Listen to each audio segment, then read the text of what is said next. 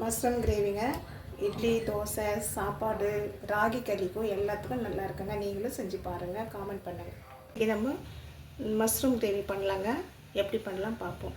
தேவையான பொருட்கள்: mushroom 200 gram வாங்கி தண்ணியில் போட்டு 2 வாட்டி அலசி வச்சுருக்கேங்க. ஒரு பெரிய சைஸ் வெங்காயம், மீடியம் சைஸ் தக்காளி 1, 1 டீஸ்பூன் சோம்பு, 1 டேபிள் ஸ்பூன் குழம்பு மிளகாய்த்தூள், 1 டீஸ்பூன் இஞ்சி பூண்டு பேஸ்ட்டு, சிறிதளவு கருவேப்பிலை, சிறிதளவு கொத்தமல்லி, சின்ன சைஸ் பட்டை, ஒரு 3 லவங்கம், கசகசா 1 டேபிள் ஸ்பூனுங்க. இதில் 5 முந்திரி பருப்பு, உடைச்ச முந்திரி பருப்பு போட்டு சுடு தண்ணியில் ஊற வச்சுருக்கேங்க. இதை நம்ம மிக்சியில் போட்டு பேஸ்ட் பண்ணிக்கலாம். இந்த கசகசா முந்திரியோட 1 டீஸ்பூன் மிளகு சேர்த்துக்கலாங்க. நைஸாக அரைச்சிக்கணும்.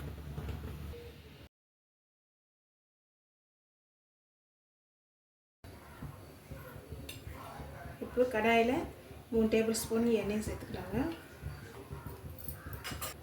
இப்போ எண்ணெய் சூடாகிடுச்சு. பட்டை, கிராம்பு சேர்த்துக்கலாம். சோம்பு,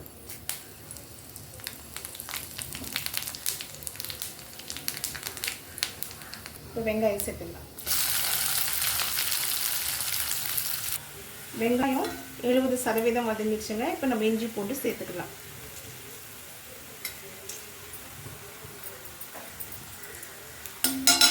இப்போ இஞ்சி பூண்டு பச்சை வாசனை போகிற வரைக்கும் வதக்கிக்கணும். இப்போ இஞ்சி பூண்டு பச்சை வாசனை போயிடுச்சு. இப்போ தக்காளி சேர்த்துக்கலாம். இப்போ கருவேப்பிலையும் சேர்த்துக்கலாம். தக்காளி கொஞ்சம் வதங்குற வரைக்கும் நல்லா வதக்கி விடலாம்.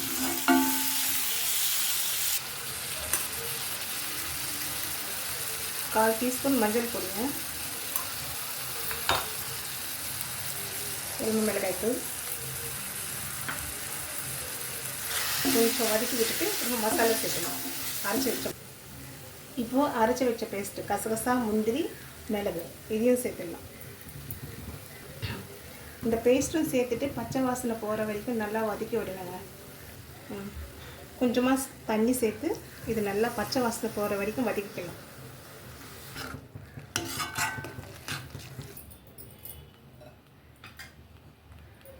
பிரிச்சுங்க. எண்ணெயும் லைட்டாக பிரிஞ்சிருக்கு. இப்போ நம்ம கட் பண்ணி வச்சுருக்கிற மஷ்ரூமை சேர்த்துடலாம்.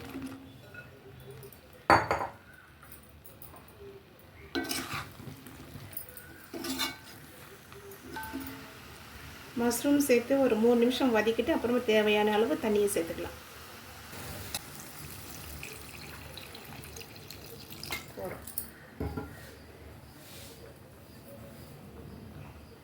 இப்போ தேவையான அளவு உப்பும் சேர்த்துக்கலாம். லோ ஃப்ளேமில் ஒரு 10 நிமிஷம் வேக வச்சு ஸ்டவ் ஆஃப் பண்ணிடலாம்.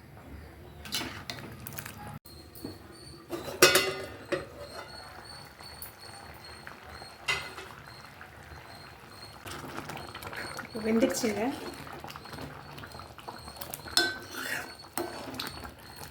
வரத்தாங்க வெந்துடுச்சு. ஸ்டவ் ஆஃப் பண்ணிடலாம். கொத்தமல்லி சேர்த்துடலாம்.